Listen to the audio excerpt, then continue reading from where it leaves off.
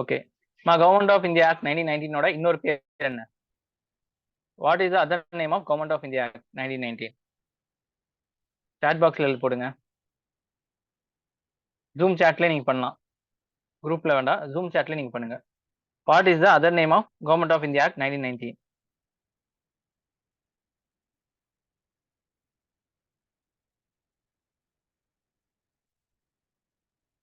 சீக்கிரம். Government of India act 1919 இன்னொரு பேர் என்ன?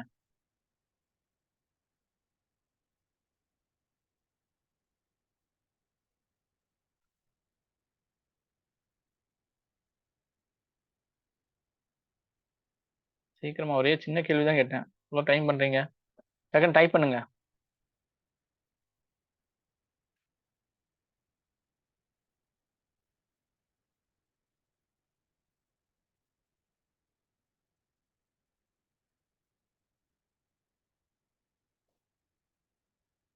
படிக்கலையா? டைப் பண்ணுங்க.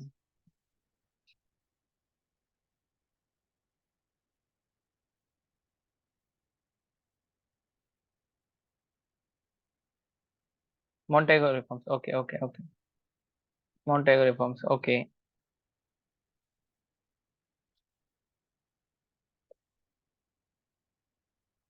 இதோட கோல் என்னம்மா? 1919 ஆக்டோட கோல் என்ன? What is the goal of 1919 act?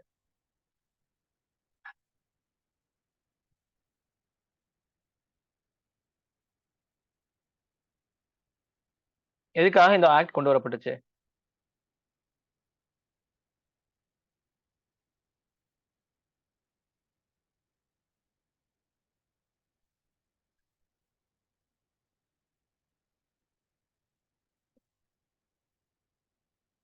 எதுக்காக இந்த ஆக்ட் கொண்டு வரப்பட்டுச்சு? Goal of this act.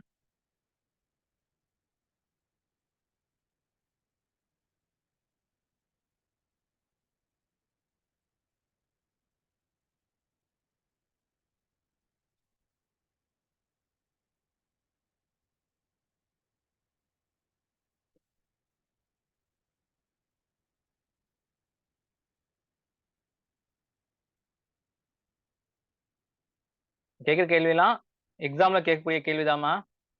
சரிங்களா? சோ நேத்து படிச்சதுன்னா நான் கேட்கறேன் நானு. டைப் பண்ணுங்க. நீங்க பார்த்து கூட இதை டைப் பண்ணலாம். ஒன்றும் ப்ராப்ளம் இல்ல.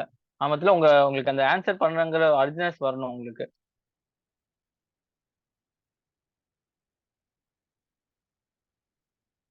மெயின் கோல் என்ன? இந்த ஆக்ட் மூலியமா என்ன அச்சீவ் பண்ண பார்த்தாங்க? என்ன சொல்ல வராங்க இந்திய மக்களுக்கு?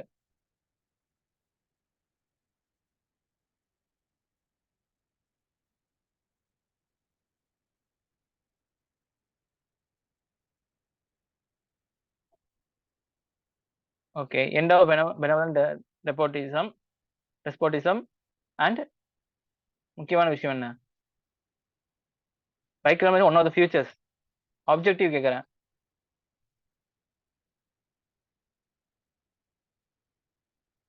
மெயின் ஆப்ஜெக்டிவ் ரெஸ்பான்சிபிள் கவர்மெண்ட் கொண்டு வரக்காக. சரிங்களா? ரெஸ்பான்சிபிள் கவர்மெண்ட் கொண்டு வரக்காக அது கொண்டு வரப்பட்டுச்சு. Okay. Government in India. Okay okay. So இதுல வந்து டயார்கின்னு கொண்டு வந்தாங்க. ஸோ டயார்கில எப்படி இருக்கும்? டயார்கி என்ன 2 சப்ஜெக்டா பிரிக்கிறாங்க டயார்கில?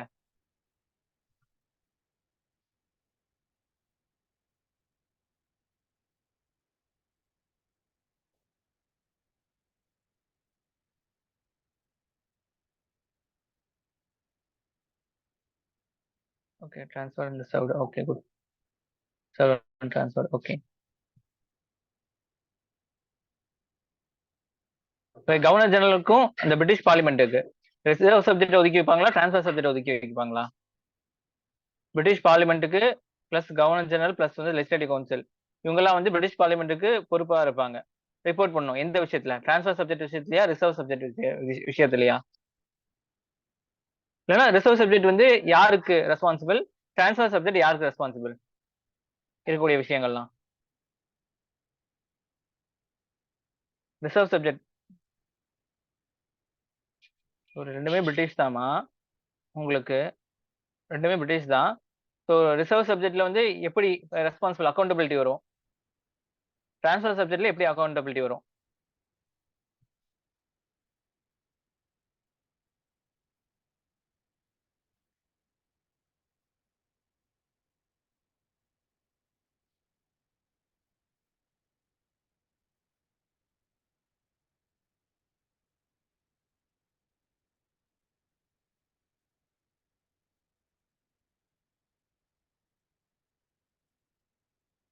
ஸோ ரிசர்வ் சப்ஜெக்ட்டுங்கிறது லோக்கல் லெஜிஸ்லேட்டிவ் அசம்பிளிக்கு பொறுப்புதாரி இல்ல. கவர்னர் ஜெனரலும் எக்ஸிகூட்டிவ் கவுன்சிலும் பிரிட்டிஷ் பார்லிமெண்ட் தான்.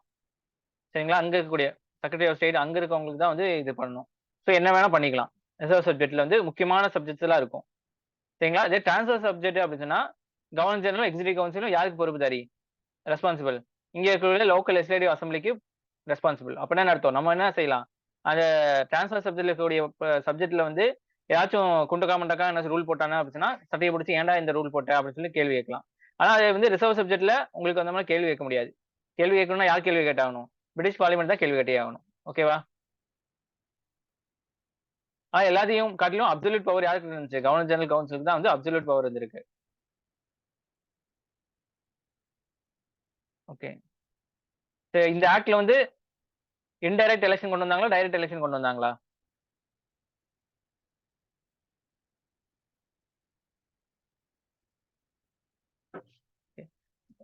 டைரக்ட் எலெக்ஷன்னா யார் யாருக்கு பிரான்சைஸ்? எப்படி யார் யார் ஓட்டு போட முடியும் இந்த எலெக்ஷன்ல?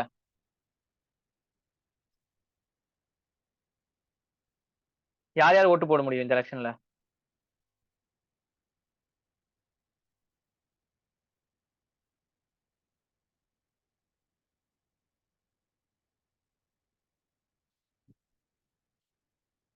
இந்த எலெக்ஷன்ல யார் யார் ஓட்டு போட முடியும்? ஒருத்தர் ஓட்டு போடணும்னா என்ன அவருக்கு தகுதி வேணும்?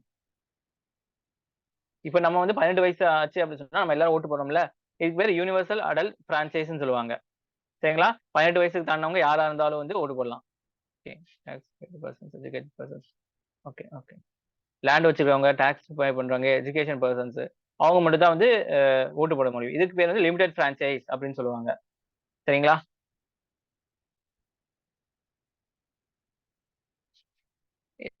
செப்பரேட் எலக்டட் யார் யாருக்கு தந்தாங்க? எந்த பிரிவினருக்குலாம் செப்பரேட் எலக்டட் தந்தாங்க? இதுக்கு முன்னாடி இருக்க ஆக்ட் 1909 ஆக்ட் வந்து ஒரு முஸ்லிம்ஸ் மட்டும் தான் எலக்டட் கொடுத்தாங்க. இந்த ஆக்ட் வந்து நிறைய பேத்துக்கு எலக்டட் இருந்தாங்க. அவங்க எங்க எந்தெந்த இனங்கள்?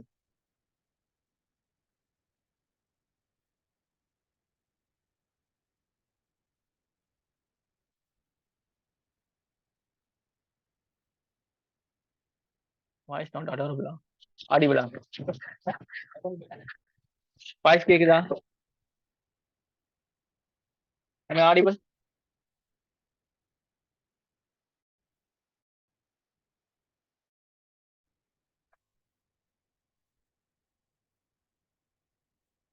Okay, okay.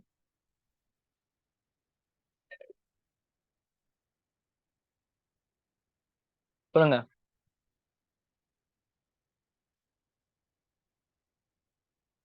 Okay.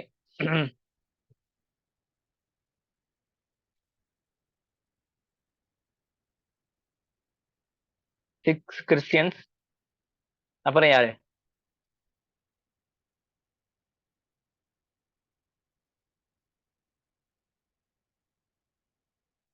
6 Christians, Anglo Indians, Europeans. Okay, good. கொண்டு வரப்பட்டது. ஓகே. நிறைய கேட்கலாம். பட் வந்து டைம் இல்லாதனால கொஞ்சம் கம்மியா தான் கேட்கறேன். சரிங்களா? ஸோ ப்ராப்பரா படிங்க. ஒரு நாளைக்கு வந்து நான் என்ன செய்றேன், இந்த ஆக்ட் எல்லாம் முடிச்சோன்னே நல்லா படிச்சுட்டு வந்தீங்க அப்படின்னா இந்த ஆக்ட் வச்சு நான் உங்களுக்கு கேள்வி கேட்கிறேன் நானு. அதுலயே நீங்க படிச்சிடலாம் பாதி விஷயத்த.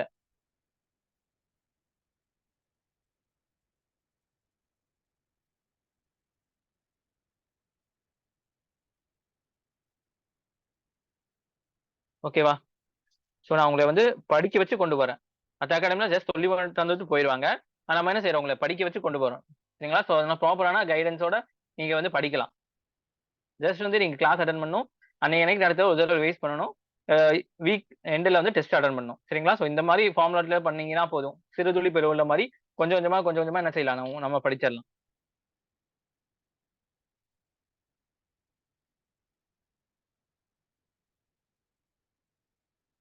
ஓகேவா? ஓகே. அடுத்த மாடல் போயிடலாமா?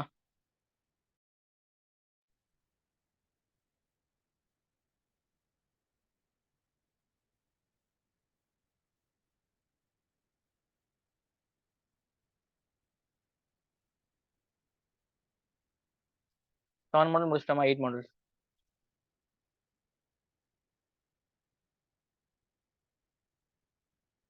இதுல இருக்கிற ஒவ்வொரு பாயிண்ட்டுமே வந்து முக்கியமான பாயிண்ட் தான் சரிங்களா. மாடல்ஸ்ல வந்து உங்களுக்கு இதுல தான் வச்சிருப்பாங்க. உங்களுக்கு ரெட் கலர்லாம் கொடுத்துருப்பாங்க. மற்றபடி வந்து எல்லா பாயிண்ட்ஸும் முக்கியமான பாயிண்ட்ஸ். நீங்க வந்து இந்த மாடலே எடுத்து அப்படியே நீங்க எழுதவும் செஞ்சுக்கலாம் சரிங்களா. ஒரு 5 மார்க் 10 மார்க் அப்படிங்கிற மாதிரி கொஸ்டினோட சேர்த்து நீங்க எழுதுற மாதிரி வச்சிட்டீங்க அப்படின்னா உங்களுக்கு ஈஸியா இருக்கும். அந்த டாபிக் அது கீழே 10 பாயிண்ட்ஸ், அந்த டாபிக் அது கீழே 10 பாயிண்ட்ஸ் அப்படிதான் கொடுத்துருப்பாங்க. இதுவே நீங்க வந்து என்ன செய்யலாம், ஒரு ஆன்சர் இது மாதிரி எழுதலாம் 10 மார்க் 15 மார்க்ஸ்னு. ஸோ இப்படி படிச்சாலே உங்களுக்கு வந்து மோஸ்ட் ஆஃப் திஸ் பிரச்சனை போகும். ஏன்னா நிறைய பசங்களுக்கு என்ன நடக்கும் அப்படின்னா, எதை படிக்கிறது, எப்படி படிக்கிறது, எதை மக்கப் பண்றது, அது எல்லாமே குழப்பம். ஆனா நம்ம மாடல்ஸ் என்னது எல்லாமே கிளியரா கொடுத்துருக்கு. மெயின்ஸ்க்கு மட்டும் நான் புக்ஸ் உங்களுக்கு சொல்லியிருக்கேன். அந்த புக்ஸ் மட்டும் வாங்கினா போதும் சரிங்களா. அதை நம்ம வாங்கி உங்களுக்கு தந்துடுறோம். ஸோ யார்கிட்ட காசு இருக்கோ அப்போ நம்மளுக்கு சொன்னீங்கன்னா நம்ம ஆர்டர் பண்ணி டெல்லி மெட்டீரியல்ஸ் உங்களுக்கு வாங்கி தந்துடுவோம். அதோட சேர்ந்து கம்பைன் பண்ணி படிக்கும்போது உங்களுக்கு பர்ஃபெக்ட்டா எல்லாம் கம்ப்ளீட் ஆயிடும். ஓகேவா? Okay.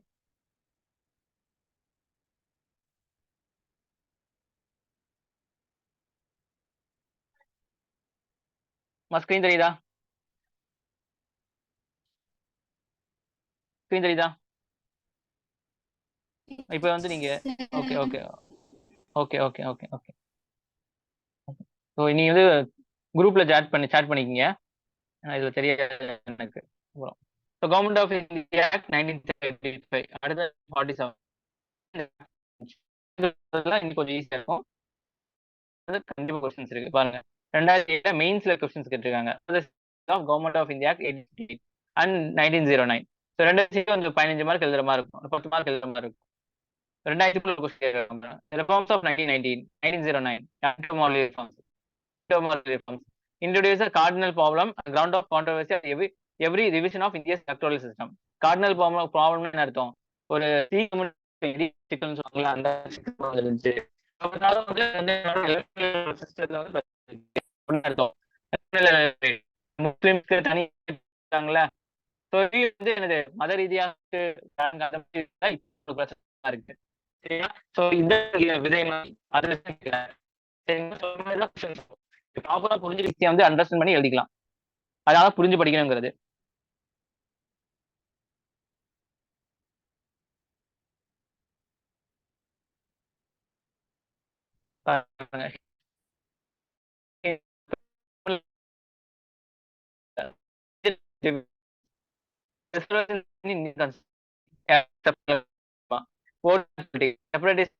and the mass of people, Muslims and Hindus, இந்த மாதிரி religious intolerance, vigilantism, lynching,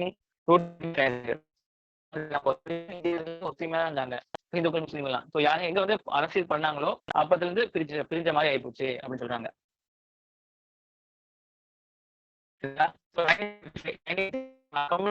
சரிங்களா. So in August 1932, Ramsay MacDonald, the British Prime Minister, சரிங்களா, பிரிட்டிஷோட prime minister Ramsay MacDonald act பண்ணாரு. Scheme of consideration of minorities. Minorities கம்மியா இருக்காங்க. இப்போ ஒரு வந்து 20 பேர் வந்து ஒரு ஒரு இனமா இருக்காங்க அப்படின்னு சொன்னா அவங்க மைனாரிட்டிஸ் சொல்லுவாங்க. 20 பேருக்காக ஒரு ஸ்கீம் கொண்டு வராங்க. அதுதான் வந்து கம்யூனல் அவார்டுன்னு சொல்லுவாங்க சரிங்களா. not only for Indian Christians, Anglo-Indians, European,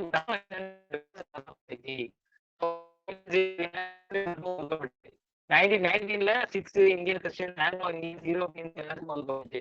இப்ப 1932ல என்னாச்சு உங்களுக்கு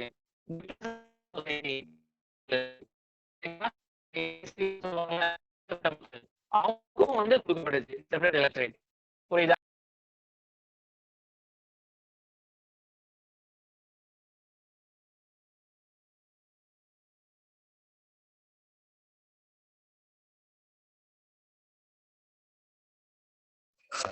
excuse me sir, voice break ஆகுதா இல்ல எனக்கு தான் அப்படி கேக்குதா? am I audible மா? கேக்குதா? இப்போ எப்படி லெஃப்ட் ஆயிடுச்சு. am I audible? Yes sir. Okay இப்போ கேக்குதுல எல்லாத்துக்கும்? Okay okay. சரி சார் லெஃப்ட் ஹலோ ஆயிடுச்சு. கேக்குதா? சார் எனக்கு உங்க வாய்ஸ் பிரேக் ஆகி கேக்குது சார். மத்தவங்களுக்கு கேக்குதாமா? சார் இவ்வளவு நேரம் பிரேக் ஆயிதான் கேட்டுச்சு, இப்ப கிளியரா கேக்குது. இப்ப கிளியர் எதா இருந்தாலும் நீங்க வாட்ஸ்அப்ல போட்டுருங்க. நீங்க சரிங்களா? கிளாஸ் இல்ல நான் சொல்லிடுறேன். கிளாஸ் ஸ்டார்ட் பண்ணதுல இருந்தே ஒரு மாதிரி தான் சார் கேட்டது எனக்கு. Okay okay okay okay. எனக்கும் அப்படிதான் சார். மத்தவங்க எல்லாத்துக்குமா சில சமயம் வந்து ஒவ்வொருத்தவங்களோட நெட்வொர்க் ப்ராப்ளமா இருக்கும். லெஃப்ட் ஆயிட்டு திருப்பியும் ஜாயின் பண்ணி பாருங்க. மத்தவங்களுக்கு ஏதாச்சும் வாய்ஸ் பிரேக் ஆகுதா? இப்ப கேக்குதா கரெக்டா? இப்போ கிளியரா இருக்கு sir. Okay okay okay okay okay okay okay.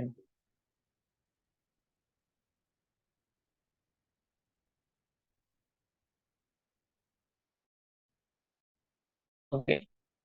So இங்க நான் ரிப்ரஸ்ட் கிளாஸ் ஆஃப் சொசைட்டிக்கு வந்து என்னது கம்யூனல் எலக்ட்ரேட் கொடுக்குறாங்க, செப்பரேட் எலக்ட்ரேட் கொடுக்குறாங்க. அப்ப என்ன அர்த்தம்? அவங்களுக்கு ஒரு தொகுதி பிரிக்கப்பட்டிருக்கும். அந்த தொகுதியில ரிப்ரஸ்ட் கிளாஸஸ் தான் வந்து அவங்க வந்து போட்டியிட வேண்டியதா இருக்கும்.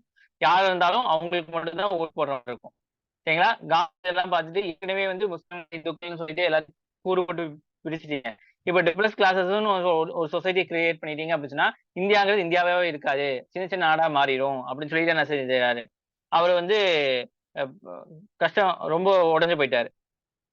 Communal representation to the depressed classes and undertook fast and to death உண்ணாவிரதம், சாகுமறை உண்ணாவிரதம். எங்க ஏர்வாடா ஜெயில வந்து இருந்துட்டாரு. ஏர்வாடா ஜெயில போய் சாகுமறை உண்ணாவிரதம். இந்த மாதிரி இதுக்கெல்லாம் வந்து இவங்க எல்லாருக்குமே கொடுக்க கூடாது அப்படிங்கிற மாதிரி வந்து இந்த இதை மாத்தணும், கமல் அவார்டை மாத்தணும் அப்படின்னு சொல்லிட்டு போய் வந்து சாகுமறை உண்ணாவிரதத்தை வந்து ஏர்வாடா ஜெயில போய் உட்காந்துட்டாரு. நான் கேக்குதா? வாய்ஸ் கேக்குதா எல்லாத்துக்கும்? Audible?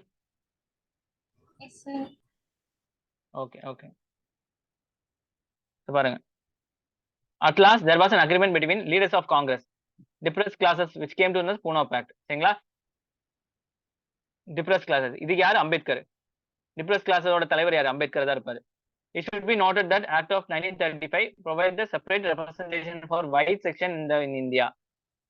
Thus created a hurdle in the way of building national unity. சரிங்களா? இப்ப எல்லாத்துக்குமே நீங்க வந்து ஒரு 10 பேர் இருக்கீங்கன்னா 10 பேத்துக்கும் நீங்க பிரிச்சு கொடுத்தீங்க அப்படின்னு சொன்னா என்னது? அங்க யூனிட்டி இருக்காது. புரிஞ்சுங்களா? இப்போ அதே மாதிரி வந்து 10ல வந்து நீங்க என்ன செய்யலாம்? 5 பேத்துக்கு 2 பேத்துக்கு பிரிச்சு கொடுத்தீங்க அப்படின்னு சொன்னா 5 பேர் இங்கேயும் 5 பேர் இங்கேயும் இருக்கலாம். சோ யூனிட்டி இருக்கும். 5 பேர் ஒத்துமையா இருப்பாங்க. ஆனா 10 பேத்துக்கு நீங்க பிடிச்சு கொடுத்துட்டீங்க அப்படின்னு சொன்னா 10 பேர் தனித்தனியா நிப்பான். அப்ப இந்த இடத்துல அந்த யூனிட்டி இருக்காது. புரிஞ்சுச்சா? யூனிட்டி அந்த ஒற்றுமை இருக்காது. சரிங்களா? அப்பனா இந்த கமல் அவார்டு வந்து இந்தியாவை பிரிக்கிறதுக்காக, பங்கு போடுறதுக்காக தான் கொடுக்கப்பட்டிருக்கு. இந்தியாவுக்குள்ள வந்து யாரும் ஒண்ணு சேரக்கூடாது, ஒத்துமையா இருந்தா என்ன செஞ்சிடலாம், யாரை வேணா வீழ்த்திடலாம்னு சொல்லுவாங்கல்ல, அதுக்கு எதிரானதை வந்து இது பண்றாங்க. The makers of the future constitution found it almost insurmountable to overcome this hurdle even after the partition of separate state of Pakistan. Pakistan இப்ப பிரிஞ்சு போனாலுமே வந்து இந்த கம்யூனல் பொலிட்டிக்ஸ் வந்து இனிமே இருந்துதான் இருக்கு. எஸ்சி எஸ்டி தனி தொகுதி வச்சிருக்கோம். அந்த மாதிரி நிறைய இடங்களில் தனித்தனி தொகுதி வச்சிருக்கோம். சரிங்களா? பாருங்க, mark questions. Analyse the difference in ideology that exist Gandhi over the issue of caste சிஸ்டம்னு ஜாதி பிரிவு. இது 2 பேருமே வந்து என்ன இது 2த்தையும் எதிர்த்தாங்க. ஆனா காந்திஜி வந்து வேற மாதிரி எதிர்த்தாரு, அம்பேத்கர் வந்து வேற மாதிரி எதிர்த்தாரு. சரிங்களா? சோ காந்திஜியை பொறுத்த வரைக்கும் கேஸ்ட் வேணும், ஆனா வந்து அது வந்து என்ன செய்யலாம், கேஸ்டுக்குள்ள மாத்தி. சரிங்களா? ஆனா வந்து அம்பேத்கர் பொறுத்த வரைக்கும் கேஸ்டே தேவையில்லை, அந்த இதே தேவையில்லை அப்படின்னு சொல்றதுதான் அம்பேத்கர். சரிங்களா? காந்தியை பொறுத்த வரைக்கும் என்ன செய்யலாம், டாக்டரா இருக்கவர் டீச்சரா இருக்கலாம், டீச்சரா இருக்கவர் விவசாயம் பண்ணிக்கலாம், யார் வேணா பண்ணிக்கலாம், அந்த மாதிரி இது. ஆனா ரிஜிட் சிஸ்டம் சொல்லுவாங்க, கேஸ்ட் சிஸ்டம். டாக்டரா இருக்கவன் டாக்டர் தான் இருக்கணும், அக்ரிகல்ச்சர்னா அக்ரிகல்ச்சர் தான் இருக்கணும், பானை செய்யறவனா பானை செய்யறவனா இருக்கணும், அவன் வந்து டாக்டர் படிக்கக்கூடாது அப்படிங்கிற ஒரு வர்ணா சிஸ்டம்னு ஒண்ணு இருக்கு. சரிங்களா? அதெல்லாம் சொசைட்டி படிக்கும்போது உங்களுக்கு நான் சொல்றேன், ஹிஸ்டரி படிக்கும்போது உங்களுக்கு சொல்லுவேன் நான் எப்படி உருவாச்சு எல்லாமே. சரிங்களா? அது வந்து காந்திஜிக்கு வந்து என்ன செய்யறாரு, ஆனா நீங்க வந்து எங்க மாத்திக்கலாம், நீங்க எந்த தொழில் வேணா செஞ்சுக்கலாம்னு சொல்றது. ஆனா கேஸ்ட் இருக்கணும், ஆனா நீங்க எந்த கேஸ்ட்ல இருந்தாலும் எந்த தொழில் வேணா செஞ்சுக்கலாம் அப்படின்னு சொல்ற கோட்பாடு தான் காந்திஜியோட கோட்பாடு. ஆனா இவர் வந்து இந்த கேஸ்டே வேண்டாப்பா, நீங்க கேஸ்டே வேண்டாது, அதுவே அது இருந்தாலே பிரச்சனை அப்படின்னு சொல்றது அம்பேத்கரோட முக்கியமான விஷயம். சரிங்களா? அது நான் செப்பரேட்டா நடத்துறேன். இது வரைக்கும் புரிஞ்சு எல்லாத்துக்கும்?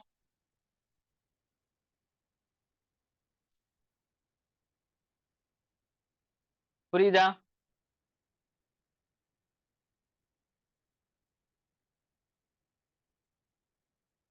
ஓகே. பாருங்க, பேக்ரவுண்ட் ஆஃப் திஸ் ஆக்ட். இந்த ஆக்டோட பேக்ரவுண்ட் பாத்தீங்க அப்படின்னா அதான் இது காந்தியும் அம்பேத்கரும். சரிங்களா? இந்த மாதிரி செப்பரேட் எலக்ட்ரேட் மூலியமா இந்த அவார்டை, கம்யூனல் அவார்டை மாடிஃபை பண்ணணும் அப்படின்னு சொல்லி ஏர்வாடா ஜெயில போய் உண்ணாவிரதம் பண்ணிட்டாரு. இவரு வந்து வரவேற்கிறாரு இந்த செப்பரேட் தலைவர் யாரு, அம்பேத்கர் வந்து என்ன பார்த்துருப்பீங்க, வந்து என்னது கிளாஸ்ல தட்ட மாட்டாங்க, ஒரு இதுலதான் தனி தரணும். ரொம்ப தாழ்த்தப்பட்ட ஜாதியில இருக்கிறதுனால ரொம்ப கொடுமை ஆவாங்க. ஆனா பிடிச்சு அவர் மேல வந்திருப்பாரு. இருந்தாலுமே வந்து அவரை ஜாதியை சொல்லி அவரை வந்து மட்டம் தட்டுவாங்க. அதனால வந்து இவர் என்ன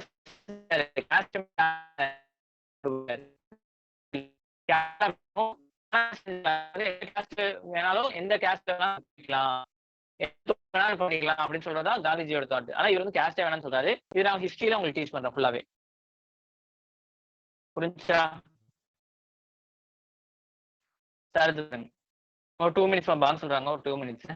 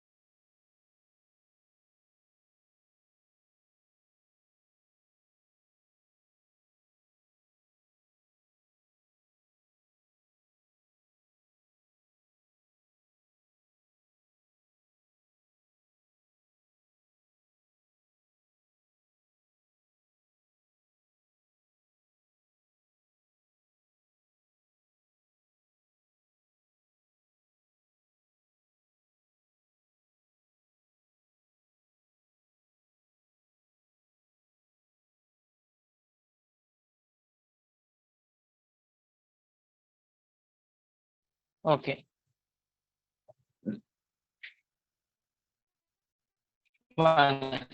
government of India 1935 derived material from 4 sources. இந்த 1935 ஆக்ட் இது வந்து 4 சோர்சஸ்ல தான் இந்த ஆக்ட் எடுத்திருக்காங்கன்னு சொல்றாங்க. சரிங்களா? அதனால இது ஃபர்ஸ்ட் சோர்ஸ் என்ன, ரிப்போர்ட் ஆஃப் சைமன் கமிஷன். நான் சொன்னேன்னா 1919ல ஆக்ட் வந்து ரிவ்யூ பண்றதுக்காக ஒவ்வொரு 20 வருஷத்துக்கும் இல்ல 10 இயர்ஸ் ஒன்ஸ் வந்து என்ன செய்யலாம், ஒரு கமிட்டி கொண்டு வருவாங்க அப்படின்னு சொன்னேன்னா, அந்த கமிட்டி தான் வந்து சைமன் கமிஷன். சரிங்களா? அவங்க வந்து ரிப்போர்ட் பண்ணியிருப்பாங்க. அந்த ரிப்போர்ட் சரிங்களா, discussion on round table conference, வட்டமேசை மாநாடு. இந்த கமிஷனோட சைமன் கமிஷனோட ரிப்போர்ட்டை வச்சு வட்டமேசை மாநாடு லண்டன் நடத்தியிருப்பாங்க. அதோட விஷயம். அது ஒயிட் பேப்பர் ஆஃப் 1933. சரிங்களா?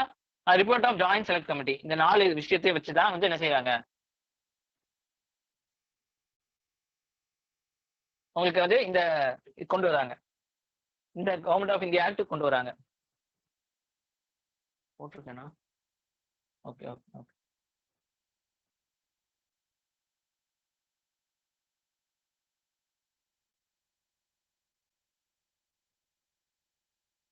ஓகே, நான் லாஸ்ட்ல ரிப்பீட் பண்றேன். புரியுதா? இப்ப இது நடத்துறது புரியுதா? இப்போ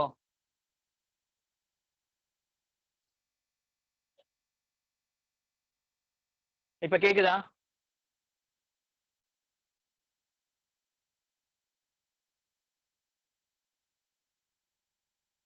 okay okay okay. So, who was the other most prominent person in Simon Commission who was supposedly very sympathetic to Indian interests? இது நீங்க பார்க்க வேண்டிய விஷயம். சரிங்களா? So features of this act, இந்த ஆக்டோட ஃபியூச்சர்ஸ் பார்த்தீங்கன்னா 1935 ஆக்டோட ஃபியூச்சர்ஸ் பார்த்தீங்கன்னா an all India election constitutions and principal status of individual unit. இப்போ நான் ஏற்கனவே சொல்லுவேன் இந்தியால வந்து சரிங்களா. ஸோ இந்தியால வந்து என்னது உங்களுக்கு சரிங்களா, இந்தியால வந்து பிரிட்டிஷ்காரங்களோட ப்ரொவின்சஸ் இருக்கு, அதே மாதிரி பிரின்சிபல் ஸ்டேட்டோட ப்ரொவின்ஸ் இருக்கு. ப்ரொவின்ஸ்னா இடங்கள் சரிங்களா, எல்லாமே சேர்ந்து இருக்கும். பிரிட்டிஷ்காரனோட இன்சைடு அப்படி இப்படின்னு இருக்கும் சரிங்களா, இதுல பிரிட்டிஷ்காரனோட இருக்கும். ஸோ இவங்க ரெண்டு பேரும் சேர்ந்து ஒரு ஜாயிண்டடான ஃபெடரேஷன், கூட்டமைப்பு, கூட்டாட்சி அப்படின்னு சொல்லுவாங்க. புரிஞ்சுங்களா? எப்படி தமிழ்நாடு, ஆந்திரா, அப்புறம் என்னது உங்களுக்கு கர்நாடகா, டெல்லி, இதெல்லாம் வந்து சேர்ந்து ஒரு ஆட்சி பண்றாங்க சரிங்களா. கூட்டாட்சி தானே எல்லாமே. இதான் யூஎஸ்ஏல பாத்தீங்கன்னா கூட்டாட்சி, அங்க இருக்கிற எல்லா மாநிலமும் கூட்டா சேர்ந்து ஆட்சி பண்ணுவாங்க சரிங்களா. அந்த மாதிரி ஒரு ஆட்சி வந்து இங்க கொண்டு வர சொல்லுங்க இந்த ஆக்ட்ல. Provinces and the principal states as individual unit. The act created federal and provincial autonomy by dividing power between central and unit in terms of three lists: federal list, provincial list and concurrent list. சரிங்களா? இப்ப எல்லாத்துக்குமே வந்து பொதுவான ஒரு சட்டங்கள் கொண்டு வர சொல்றாங்க. அந்த சட்டத்துல பிரிக்க சொல்றாங்க. இப்ப சென்ட்ரல் ப்ரொவின்ஸா பிரிக்க சொல்றாங்க சரிங்களா. ஃபெடரல் லிஸ்ட், கூட்டாட்சியில வந்து யார் யாருக்கு, இந்த பிரின்சிபல் ஸ்டேட்ஸ் எல்லாம் அதுல வந்து நிறைய சப்ஜெக்ட் கொடுப்பாங்க. லேண்டு, போலீஸ், வாட்டரு, இந்த மாதிரி விஷயம் எல்லாமே. இப்போ இதெல்லாம் வந்து லிஸ்ட்னா இன்னும் கொஞ்சம் லிஸ்ட் எல்லாம் இருக்கும். கன்கரண்ட் லிஸ்ட்னா ரெண்டுத்துக்கும் பொதுவான விஷயத்துல இதுல இருக்கும். இந்த 3 லிஸ்ட் கிரியேட் பண்ணுவாங்க. எல்லா list, federal list, provincial list, concurrent list. மூணுத்துல இருந்து ஒவ்வொரு விஷயம் இருக்கும் உங்களுக்கு. 1 2 3 1 2 3 1 2 3 நிறைய விஷயங்கள் இருக்கும். ஃபெடரல் லிஸ்ட்ல வந்து அந்த தனித்தனியா இருக்காங்களே அவங்க எல்லாம் வந்து சேர்ந்து அதுல வந்து லா கொண்டு வரலாம். ஃபெடரல் லிஸ்ட், ப்ரொவின்சியல் லிஸ்ட், அந்த ப்ரொவின்சியல் இருக்கவங்கலாம். கன்கரண்ட் லிஸ்ட்னா இவங்க ரெண்டு சேர்ந்து வந்து இந்த லிஸ்ட்ல இருக்கக்கூடிய இது கொண்டு வரலாம். இப்போ எப்படி சென்ட்ரல் கவர்மெண்ட், ஸ்டேட் கவர்மெண்ட் பிரிக்கிறோம். ஸோ சென்ட்ரல் கவர்மெண்ட்டுக்குன்னு சில இதெல்லாம் இருக்கு. இந்த வாரு, அப்புறம் என்னது டிஃபென்ஸ், போலீஸ் சரிங்களா. ஸ்டேட்னா ஸ்டேட் போலீஸ் இருக்கும். சென்ட்ரல் ஆர்மி, இதெல்லாத்துக்கும் யார் சட்டம் ஏற்ற முடியும்? சென்ட்ரல் கவர்மெண்ட் தான் சட்டம் ஏற்ற முடியும். தமிழ்நாடு கவர்மெண்ட் போய் ஆர்மிக்கு சட்டம் ஏற்ற முடியும் இல்ல. ஸோ இதெல்லாம் சென்ட்ரல் லிஸ்ட். ஸ்டேட் லிஸ்ட்னா ஸ்டேட்டுக்கு கீழே இருக்கக்கூடியது, என்ன லேண்டு, ரெவன்யூ, இதெல்லாமே வந்து ஸ்டேட் லிஸ்ட்ல இருக்கும் சரிங்களா. இதே கன்கரண்ட் லிஸ்ட் அப்படின்னு சொன்னா இதுல சில விஷயம் சென்ட்ரல் கொண்டு வரலாம், கொண்டு வரும். பின்னாடி நான் ஃபுல்லாவே இருக்கு, தனியாவே இருக்கு, நான் அப்ப சொல்றேன். நீங்க இந்த மாதிரி பிரிக்கிறாங்க, இந்த மாதிரி எல்லாம் கொண்டு வரலாம் அப்படின்னு சொல்லி ஐடியா பண்றாங்க. ஏன்னா இதுல இருந்தா வந்து நம்மளோட கான்ஸ்டிடியூஷன் வந்து கொண்டு வருது சரிங்களா. ஃபர்ஸ்ட் என்ன சொன்ன கொண்டு வர சொல்றாங்க. எந்தது யாரு பிரின்சிபல் ஸ்டேட்டும் ப்ரொவின்சியல் இதுவும் பிரிட்டிஷ் இதுவும் சேர்ந்து கூட்டாட்சி கொண்டு வரணும். கூட்டாட்சியில சப்ஜெக்டா பிரிங்க. சில சப்ஜெக்ட் வந்து நீங்க வந்து ஃபெடரல் மொத்தமா இருக்கவங்க வந்து இது பண்ணுங்க, ப்ரொவின்சியல் இருக்கவங்க கொஞ்சம் பேர் சட்டம் ஏற்றுங்க, ரெண்டு பேரும் சேர்ந்து சில சப்ஜெக்ட்ல சட்டம் ஏற்றிருக்கீங்க. While under all the previous acts of Government of India was treated as a unitary, this act prescribed a federation taking provinces and Indian states as individual unit. இதுக்கு முன்னாடி ஆக்ட் எல்லாம் வந்து யூனிட்டரி, ஒருமுகமாக தான் இருந்திருக்கு.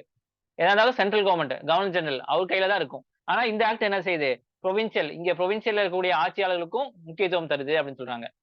அதே மாதிரி இட் அபாலிஷ்டு டயார்கி இந்த provinces. நான் சொன்னேன் டயார்கி, டபுள் கவர்மெண்ட், அதை வந்து என்ன செஞ்சிட்டாங்க, அபாலிஷ் பண்ணிட்டாங்க.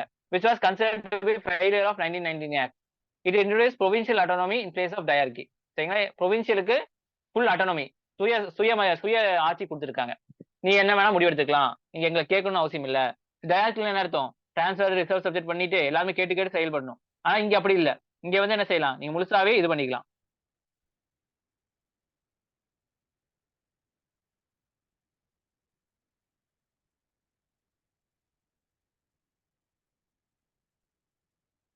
ஓகேவா? The provinces were allowed to act as autonomous unit of the administration in their defined sphere.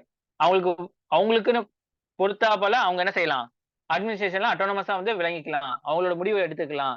இவ என்னோட ஸ்டேட்டுக்கு என்ன தேவைங்கிறது எனக்கு தான் தெரியும், அப்ப நானே செஞ்சுக்கலாம், அதுக்கு சட்டம் ஏற்றிக்கலாம். அதே மாதிரி தான் ப்ரொவின்சியலுக்கு இவங்க சட்டம் ஏற்றுக்கான அதிகாரம் கொடுக்கப்பட்டிருக்கு. Moreover, the act introduced responsible government in the provinces that in governor were required to act with the advice of ministers responsible to the provincial legislator. சரிங்களா? சோ என்ன சொல்ல வராங்க அப்படின்னு சொன்னா, இந்த ஆக்ட் வந்து ரெஸ்பான்சிபிள் கவர்மெண்ட் கொண்டு வருது. எப்படி, கவர்னர் என்ன செய்யணும், லெஜிஸ்லேட்டிவ் கவுன்சில்ல, அதாவது ப்ரொவின்சியல் லெஜிஸ்லேட்டிவ் கவுன்சில்ல கேட்டு தான் நடக்கணும். எப்படி நீங்க வந்து அம்மா அப்பா பேச்சு கேட்டு நடக்கிறீங்க நல்ல பிள்ளையா, அதே மாதிரி என்ன செய்யணும், கவர்னர் வந்து என்ன செய்யணும், அந்த ப்ரொவின்சியல் கவர்னர் வந்து அங்க கூடிய லெஜிஸ்லேட்டிவ் கவுன்சில், அதாவது இந்தியர்கள் அதிகமா இருப்பாங்களா, அவங்கள்ட்ட கேட்டு தான் வந்து எதா இருந்தாலும் நடந்துக்கணும் அப்படிங்கிற மாதிரி கொண்டு வராங்க. புரியுதா? பாருங்க, pre partition of map of India before 1947. பாருங்க, பிரின்ஸ்லி ஸ்டேட்ஸ் இந்த ரோ பிங்க் எல்லாம் வந்து உங்களுக்கு என்னது பிரின்ஸ்லி ஸ்டேட்ஸ் ஜமீன்தாரிகள். பிரிட்டிஷ் இந்தியாங்கிறது இந்த மஞ்சள் கலர் எல்லாமே. ஸோ இந்த மாதிரி தான் இருந்திருக்கு எல்லாமே. மெட்ராஸ் இந்த side Kerala Thiruvarur princely state, Mysore, Hyderabad, Rajasthan, Gujarat, central India இதெல்லாமே princely state. Baluchistan side, Punjab, Jammu Kashmir, Manipur, Tripura இதெல்லாமே வந்து என்னது உங்களுக்கு பிரின்ஸ்லி ஸ்டேட் தான் இருந்திருக்கு. ஜமீன்தார்கள் அங்க ஆட்சி செய்வாங்களா அவங்க. மிச்சம்லாம் தான் வந்து யார் செஞ்சிருக்காங்க, பிரிட்டிஷ்காரங்க ஆட்சி செஞ்சிருக்காங்க. Residue power were given to viceroy which the unique characteristics of act. Residue பவர்னா மிச்சம் மீதி இருக்கக்கூடிய என்ன விஷயம் இருந்தாலுமே அதுக்கு வந்து பவர்லாம் யார்ட்டு இருக்கு, கவர்னர் வைஸ்ராய் தான் இருக்கு. It provide for adoption of dyarchy at centre. சென்டர்ல மட்டும் டயார்கி இருக்கும். கான்சிக்வென்ட் ப்ரொவின்ஷியல் உங்களுக்கு அட்டானமி கொடுத்துட்டாங்க. The federal subject were divided into reserved and transfer subject. However, this provision act does not come into operation at all. சரிங்களா, இவங்க என்ன செய்யறாங்க, central provincial எல்லாமே வந்து ஃபெடரேஷனா கூட்டிணையணும் அப்படின்னு சொன்னாங்க. ஆனா யாருமே வந்து ஒத்துக்கல. நாங்க அப்படியே இருந்துக்கிறோம், நீங்க இப்படியே இருந்துக்குங்க அப்படிங்கிற மாதிரி ஜமீன்தாருக்கு சொல்லிட்டாங்க. அதனால இந்த ப்ரொவிஷன் வந்து நடைமுறைப்படுத்தப்படல. சரிங்களா. It introduce bicameralism 6 provinces. சரிங்களா. 16 6 ப்ரொவின்ஸ் பைகாமரலிசம், அதாவது ஹவுஸ் அப்பர் ஹவுஸ் கொண்டு வந்திருக்கு. Thus, the legislature of Bengal, Bombay, Madras, Bihar, Assam, United Province were made bicameral. சரிங்களா, இந்த ஆறுமே வந்து என்னது பைகாமரல் கொண்டு வந்தாங்க. However, many of the restrictions were placed on them. சரிங்களா, மேலவை கீழவை இருந்தாலுமே நிறைய ரெஸ்ட்ரிக்ஷன் அவங்க மேல போடப்பட்டுச்சு.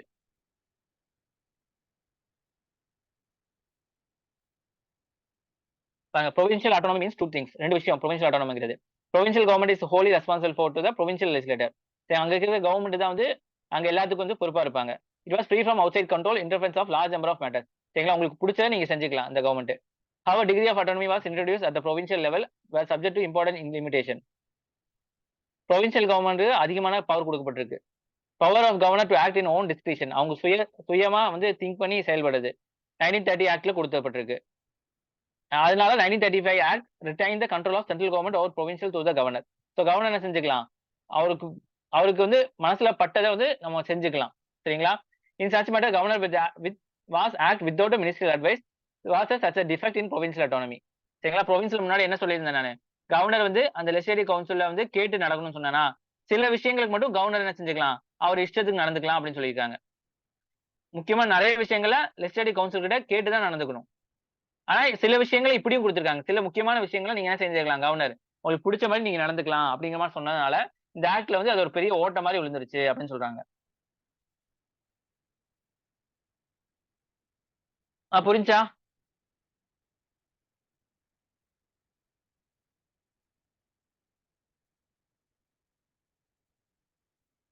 ஃபர்ஸ்ட் நான் நடத்திட்டு நீங்க ஒரு தடவை படிச்சுட்டு வாங்க. கடைசியா வந்து நம்ம ஒரு தடவை எல்லாத்தையுமே ரிவைஸ் பண்ணிடலாம். சரிங்களா. இந்த ஆக்ட்லாம் முடிஞ்சோன்னா ஃபர்ஸ்ட்ல இருந்து இந்த ஆக்ட் வந்து நான் ஒரு தடவை எடுக்கிறேன் நான். ஆனா நீங்க படிச்சுட்டு வரணும் அதுக்குள்ள. சரிங்களா. சோ படிச்சுட்டு வந்து நான் கேள்வி கேட்டு நான் எடுக்கும்போது உங்களுக்கு ஓரளவுக்கு இதாயிடும். உங்களுக்கு இந்த ஒரு 12 இந்த அடுத்த ஒரு ஆக்ட் வரைக்கும் உங்களுக்கு கொஞ்சம் கஷ்டமா தான் இருக்கும். பட் படிச்சுட்டு நீங்க பாத்தீங்க அப்படின்னு சொன்னா கொஞ்சம் ஈஸியா இருக்கும். சரிங்களா. இந்த ஆக்டை தாண்டி நீங்க போயிட்டீங்க அப்படின்னு சொன்னா மத்ததெல்லாம் ஈஸியா தான் இருக்கும் உங்களுக்கு. பாருங்க, it further extend principle of communal representation by providing separate electorate for depressed classes, women and labor. இப்ப முன்னாடி வந்து முஸ்லிம்ஸ்க்கு, அப்புறம் வந்து சிக்ஸ் ஆங்கிலோ இங்கிலியன்ஸ் யூரோப்பியன்ஸ் எல்லாமே கொடுத்திருந்தாங்க. அதுக்கப்புறம் ஷெட்யூல் காஸ்ட் இருந்தாங்க 19 இதுல. இப்போ இவங்களுக்கு என்ன செஞ்சிருக்காங்க, உமனுக்கு தந்திருக்காங்க, லேபருக்கு தந்திருக்காங்க, எல்லாத்துக்கும் திருப்பி கொடுத்துருக்காங்க. It abolish the council of India. Council of India is establish government of India act 1858. Council of India அது வந்து அபாலிஷ் பண்ணிட்டாங்க. The council was established as the assistant secretary of state for India. SOS கீழ வந்து ஒரு 15 பேர் வந்து 15 பேர் நியமிச்சிருப்பாங்களா, அது வந்து இது பண்ணிட்டாங்க. It extend franchise about 10% of total population got the voting right. சரிங்களா. ஸோ 10% மக்களுக்கு வந்து அதிகப்படியான ஓட்டிங் ரைட் கொடுத்துருக்கு. It provide for the establishment of Reserve Bank of India. RBI வந்து இந்த ஆக்ட் மூலியமா தான் கொண்டு வரப்பட்டிருக்கு.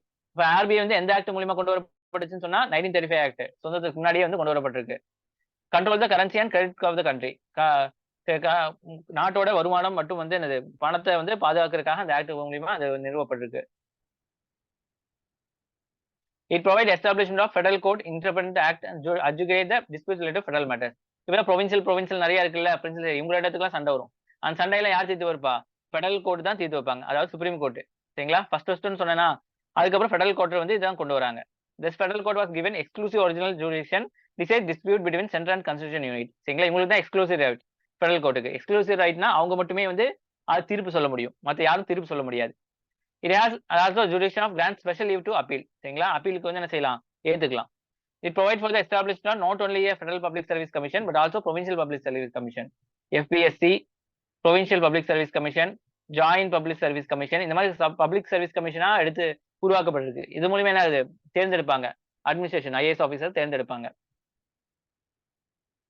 இந்த ஆக்டோட அனாலிசிஸ் பாத்தீங்கன்னா the proposal of setting of Federation of India did not materialize. அது வரல. ஏன்னா நிறைய பேர் ஒத்து வரல. சரிங்களா? ஸோ ஃபெடரல் சொன்னாங்கல்ல, அது வந்து ஒத்து வரல. அதனால யாருமே வந்து ஃபெடரல் கூட்டாட்சி வந்து கொண்டு வரல. Federation described under this act took Indian consider provincial and Indian states individual unit, but it was option for the Indian state to join federation since the rulers of Indian states never give their consent to federation, never going. Federation இங்கிலே வந்து ஒட்டுக்கா சேரலாம் அப்படிங்கிற மாதிரி தான் கொடுக்கப்பட்டிருக்கு. ஆனா Hyderabad Prince வந்து நாளை தனியாவே ஆட்சி செய்யறதுக்கு எனக்கு விருப்பம், நீங்க உங்க கூட சேர்ந்தா நீங்க என்ன இல்லாம பண்ணிடுவீங்க, ஆனா நாங்க தனியாவே இருந்துக்கிறோம் அப்படின்னு சொல்லிட்டாரு. இந்த மாதிரி நிறைய பிரின்சிபல் ஸ்டேட்ஸ் எல்லாம் வந்து கூட்டாட்சிக்கே வரவே இல்லை. Provincial autonomy was important concept. This act it came into effect 1937. 1931ல வந்து 39ல வந்து டிஸ்கன்டினியூ பண்ணப்பட்டிருக்கு. சரிங்களா? provincial autonomy. Governor and the province got the power of acting in his discretion without adhering to ministerial advice. சரிங்களா? அவங்களுக்கு பிடிச்ச விஷயத்துல தன்னிச்சையா நடந்துக்கலாம். Discretion தன்னிச்சையாக நடந்துக்கலாம். This power gave the central government to indulge in the matter of provinces. சரிங்களா? This act was another step of dividing India along the communal lines. சரிங்களா? Communal tendency was present in Indian society. இந்த act மூலம் தான் எல்லாத்துக்குமே வந்து என்னது ஒரு பிரிவினைவாதத்துக்கு அடிப்படையா அமைஞ்சிருக்கு அப்படின்னு சொல்றாங்க. During the phase of making constitution of India, this communal tendency was present among the people of India, proved to be biggest hurdle for leaders. சரிங்களா? இப்பயும் கூட வந்து எல்லாருமே வந்து எனக்கு தனியா வேணும், என் ஜாதி கோட்டு உன் ஜாதி கோட்டுன்னு சொல்லி தான் பிரிஞ்சிருக்காங்க. அது யாரு வந்து விதை போட்டா? இந்த ஆக்ட் தான். இந்த ஆக்ட் இதுக்கு முன்னாடி ஆக்ட்ல தான் விதை போட்டிருக்கு. This act was the most lengthiest detailed document produced by British India. British and this act to be a cornerstone of development of Indian constitution in later times. இருக்கிறதுல இந்த ஆக்ட்ல வருதுல, இதுல இருக்கிற ரொம்ப லெங்தியான ஆக்ட் 1935 ஆக்ட் தான். இதுல தான் நிறைய விஷயத்த நம்மளோட கான்ஸ்டிடியூஷன் வந்து எடுக்கப்பட்டிருக்குன்னு சொல்றாங்க. Some part of act like federal court served as the foundation of RBI, Supreme Court of India post independence. இந்த ஆக்ட்ல கொண்டு வரப்பட்டிருக்குல்ல, சோ இதனாலதான் இது வந்து கொண்டு வரப்பட்டிருக்கு இந்தியால அப்படின்னு சொல்றாங்க.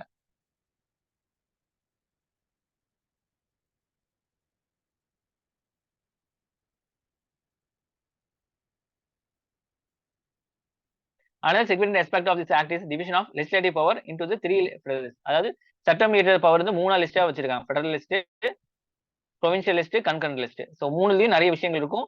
ஃபெடரலிஸ்ட்னா அந்த சென்ட்ரல் அவங்க தான் வந்து ஆட்சி செய்யற மாதிரி இருக்கும். சரிங்களா? நிறைய கொண்டு வர மாதிரி இருக்கும். அந்த மாதிரி the idea behind the division of the responsible for the later constitution of India proceed along the same line. இது அடிப்படையில் தான் சென்ட்ரல் கவர்மெண்ட்டுக்கு தனியா விஷயம், ஸ்டேட் கவர்மெண்ட்டுக்கு தனியா பவர், கன்கரண்ட்னா இவங்க ரெண்டு பேரும் சேர்ந்துமே வந்து இதுல தானே செஞ்சுக்கலாம், லா கொண்டு வந்துருக்கலாம். இந்த மாதிரி எல்லாம் வந்து பின்னாடி வரக்கு முக்கியமான காரணம் இந்த ஆக்ட் தான் அப்படின்னு சொல்றாங்க. It to be noted that the dominion status which was promised by Simon Commission 1929 was not conferred Government of India 1935. 1929ல வந்து டொமினியன் ஸ்டேட்டஸ், இந்தியாவுக்கு சுதந்திரம் தர மாட்டோம், டொமினியன் தரலாம். டொமினியன் என்ன அர்த்தம்? ஸ்டில் வந்து நம்ம என்ன செய்யறோம், கிரவுனுக்கு கீழே தான் இருப்போம். ஆனா நம்மளுக்குன்னு புதுசா ஒரு நாடு இருக்கும். அந்த நாட்டுல வந்து நீங்க வந்து ஆட்சி செஞ்சுக்கலாம். ஆனா நீங்க யாருக்கு கட்டுப்பட்டா இருக்கணும்? பிரிட்டிஷ்காரங்களுக்கு கட்டுப்பட்டு தான் இருக்கணும். ஆனா பிரிட்டிஷ்காரங்க ஆட்சி செய்ய மாட்டாங்க, நீங்க தான் ஆட்சி செய்வீங்க. நேரு தான் பிரைம் மினிஸ்டர் இருப்பாரு. ஆனா வந்து உங்களோட குவீன் யாரு?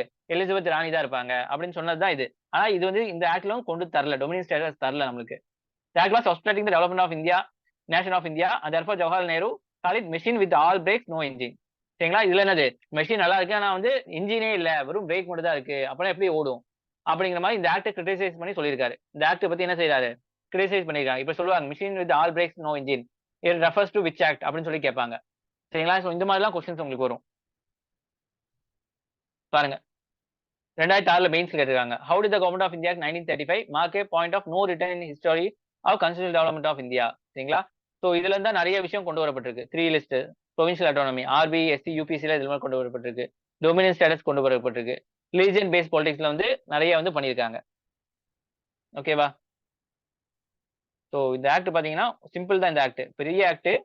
ஸோ முக்கியமான இந்த ஆக்ட்ல பாத்தீங்கன்னா கம்யூனல் அவார்டு கொண்டு வரப்பட்டிருக்கு. அதுக்கு எதிராக வந்து பிரச்சனைகள் கொண்டு வரப்பட்டிருக்காங்க. காந்தி என்ன செஞ்சிருக்காரு, ஏர்வாடா ஜெயில போய் இந்த கம்யூனல் அவார்டுக்கு வந்து எதிராக வந்து உண்ணாவிரதம் எடுத்திருக்காங்க. அது பின்னாடி நான் சொல்றேன். சரிங்களா? அதுக்கப்புறம் வந்து இந்த ஆக்ட்ல வந்து நிறைய விஷயங்கள் ஃபெடரலிஸ்ட் கொண்டு வந்திருக்காங்க, கூட்டாட்சி, அப்புறம் என்னது உங்களுக்கு கவர்னர் வந்து என்னது அந்த லெஜிஸ்லேட்டிவ் கவுன்சிலோட கேட்டு தான் செயல்படணும். பைகமலிசம் நிறைய விஷயங்கள் கொண்டு வந்திருக்காங்க. சரிங்களா? அட்டானமி கொண்டு வந்திருக்காங்க, ப்ரொவின்சியல் அட்டானமி கொண்டு வந்திருக்காங்க. சரிங்களா? இதுல உமன்ஸுக்கு லேபருக்குலாம் வந்து ஓட்டிங் ரைட்ஸ் தந்திருக்காங்க. சரிங்களா? ரிசர்வ் பேங்க்லாம் வந்து செட்டப் பண்ணியிருக்காங்க. ஃபெடரல் கோர்ட் கொண்டு வந்திருக்காங்க. பப்ளிக் சர்வீஸ் கமிஷன்லாம் இத வச்சு அப்பாயின்ட்மென்ட் பண்ணியிருக்காங்க.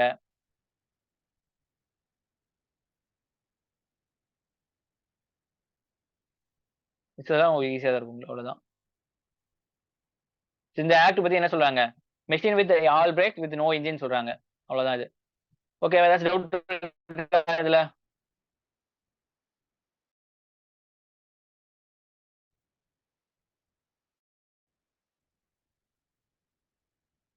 அடுத்து ஒரு ஆக்ட் தான். அது முடிச்சோம்னா உங்களுக்கு அதுக்கப்புறம் போகும்போது உங்களுக்கு ஈஸியா இருக்கும் கொஞ்சம். ஸோ இது ஏன் நடத்துறேன் அப்படின்னா, உங்களுக்கு ஹிஸ்டரி நடத்தும்போது உங்களுக்கு ஈஸியா இருக்கும். இருந்தாலுமே வந்து இப்போ இது வந்து ஓரளவுக்கு உங்களுக்கு என்ன படிக்க போறோங்கிறது ஒரு ஐடியா தரும் உங்களுக்கு. இந்த மாதிரி நிறைய ஆக்ட்ஸ், நிறைய விஷயங்கள படிப்போம் நம்ம. அதுக்கு ஒரு பேஸா இருக்கும். ஏன்னா கான்ஸ்டிடியூஷன் எப்படி உருவாச்சுங்கிறத பார்த்தோம் அப்படி சொன்னா தான் மித்ததெல்லாம் புரியும். இந்த மாதிரி வந்து பிரிட்டிஷ்காரன் நம்மள போட்டு கொஞ்சம் கொஞ்சமா வச்சு செஞ்சு நம்மள என்ன செஞ்சிருக்கான்? நம்மள வந்து வழிக்கு கொண்டு வந்திருக்கான். ஸோ அந்த வழி தான் நம்ம ஃபாலோ பண்றோம். புரியுதுங்களா? ஆக்ட்டா போட்டு அதனால தான் வந்து நம்ம வந்து என்ன செய்றோம்? பிரிட்டிஷ்காரன ஃபாலோ பண்றோம் இனிமே. இந்த பார்லிமென்ட் இந்த மாரி. நம்ம நினைச்சா அப்படி சொன்னா அது அரசாட்சிக்கு போயிருக்கலாம். இல்ல பிரசிடென்ஷியல் சிஸ்டம் போயிருக்கலாம் அமெரிக்கா மாரி. ஆனா நம்ம என்ன பிரிட்டிஷ் பார்லிமென்ட்டோட இந்த சிஸ்டம் தான் நம்மள்ட்ட இருக்கு. சரிங்களா? ஸோ ஏன் காரணம் அப்படி சொன்னா இந்த காரணம் தான்.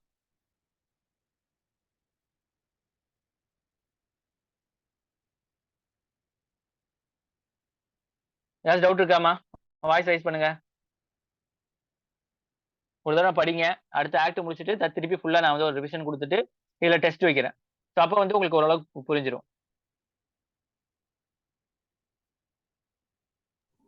Okay sir. Okay, okay. இப்ப பிரேக் ஆகுதா வாய்ஸ்? நல்லா தானே கேக்குது?